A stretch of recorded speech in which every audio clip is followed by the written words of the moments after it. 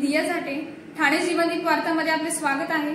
वळू आजच्या बातमीपत्राकडे। कल्याण तालुक्यातील गोविल येथील जीवनदीप महाविद्यालयात कोकण मराठी साहित्य परिषदेच्या कल्याण ग्रामीण शाखेच्या माध्यमातून महाविद्यालयीन विद्यार्थी व रसिक प्रेक्षकांसाठी पाऊस कवितांचा या काव्य सादरीकरण कार्यक्रमाचे आयोजन करण्यात आले होते।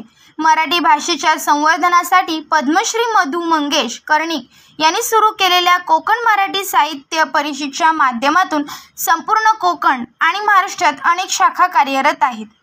कल्याण ग्रामीण भागात साहित्य व संस्कृतीचे संवर्धन व्हावे, इथल्या बोलीभाषेचे जतन व्हावे, तसेच वाचन लेखन परंपरा समृद्ध व्हाव्यात म्हणून कल्याण ग्रामीण शाखेची स्थापना श्री रवींद्र गोडविंदे यांच्या अध्यक्षतेखाली सुरू झाली।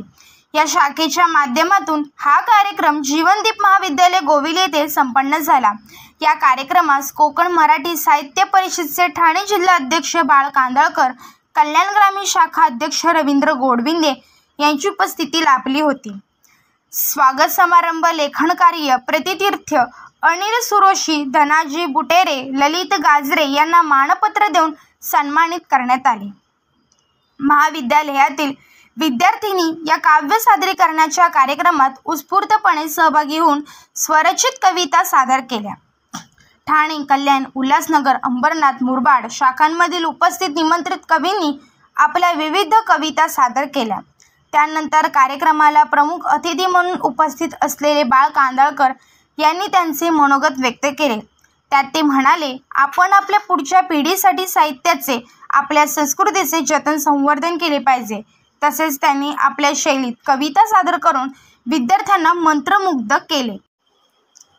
लेखन करण्यासाठी विद्यार्थ्यांनी भरपूर वाचन केले पाहिजे असे मार्गदर्शनात सांगितले।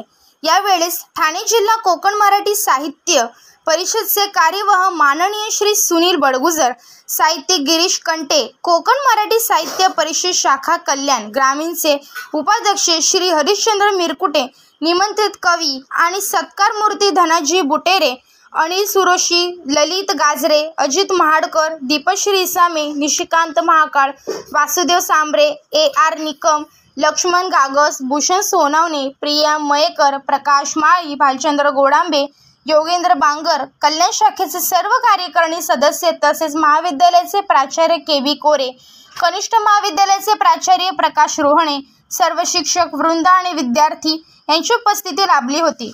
प्रसंगी महाविद्यालयातील ग्रंथालयात ग्रंथपाल राजाराम कापडी यांच्या सहकार्याने मराठी साहित्यातील महत्त्वाच्या ग्रंथांचे प्रदर्शन भरवण्यात आले होते।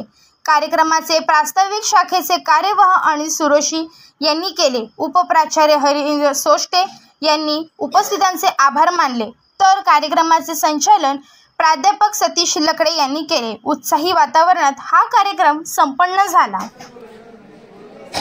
जीवनदीप शैक्षणिक संस्थेचे अध्यक्ष माननीय श्री रवींद्र गोडविंदे यांच्या संकल्पनेतून मराठी साहित्याचे आणि संस्कृतीचे जतन आणि संवर्धन व्हावे यासाठी कोकण मराठी साहित्य परिषदेकडून याची स्थापना करण्यात आली। ग्रामीण कल्याण भागातून स्थापना करण्यात आली आणि आज आपल्या या महाविद्यालयामध्ये पाऊस कवितांचा या कार्यक्रमासाठी माननीय बाळा कांदळकर साहेब उपस्थित होते। तर सर, आजच्या तरुण पिढीला मराठी साहित्य जतन करण्यासाठी, त्याचं संवर्धन करण्यासाठी तुम्ही काय मार्गदर्शन कराल? असं होतं की आपण फक्त ओरड करतो की मराठी भाषा लुप्त होत चालली आहे, पण ते तसं नसतं। आपण जर आपल्या मुलांना मराठी शाळेत घातलं, मराठी शाळेत शिकवलं, मराठी वर्तमानपत्र वाचायला दिलं तर मराठी भाषेची गोडी त्यांना लागेल। आपण काय करतो, आपल्या पालकवर्ग काय करतो की आपल्या मुलांना उच्च इंग्रजी शाळेत ॲडमिशन घ्यायचं याची त्यांना पहिली चिंता असते। त्यामुळे पहिलं पालकांनी मनाशी विचार केला पाहिजे की माझं पाल्य मराठी भाषेत जर शिकलं तर त्याची प्रगती होणार, हा मनाशी विश्वास असला पाहिजे। आणि अशा ह्या कवी संमेलन म्हणा किंवा साहित्यिक कार्यक्रमाने मला एक ऊर्जा निर्माण होते। सगळ्यांना कळतं की मराठी भाषेमध्ये काय चाललं आहे, मराठी भाषेमध्ये अधिक साहित्य प्रकार आहे आणि जर विद्यार्थी वर्गांमध्ये मराठी भाषेचा गोडवा निर्माण व्हावा असं वाटत असेल तर मग अशी छोटी छोटी कवी संमेलनं, आताच बघा तुमच्या शाळेमध्ये जवळजवळ 20 मुला-मुलींनी कविता, स्वरचित कविता लिहिल्या आणि त्या सादर केल्या. हे फार चांगलं यश आहे की इथे मराठीचा बोलबाला आहे. आणि असे छोटे मोठे जर कवी संमेलनं म्हणा, साहित्यिक कार्यक्रम म्हणा, असे जर करत आले तर मला वाटतं मराठी भाषा ही चिरंतन टिकणारी भाषा आहे. आणि आपण सगळीकडे प्रयत्नसुद्धा करतो आहे की मराठी भाषेला अभिजित भाषेचा दर्जा मिळावा. अर्थात आम्ही प्रयत्न करतो ते सरकार दरबारी करतो. आणि आम्हाला आशा आहे की सरकार यावर नक्की विचार करेल आणि मराठी भाषेला अभिजित भाषेचा दर्जा द्यावा हे केंद्र सरकारचं काम आहे. आम्ही मागणी करतो, सगळे साहित्यिक लोक त्यांची ती मागणी आहे. त्यामुळे मराठी भाषेला आणखी उत्तेजन मिळेल. मात्र मराठी भाषा ही कधीच लुप्त होणार नाही आहे.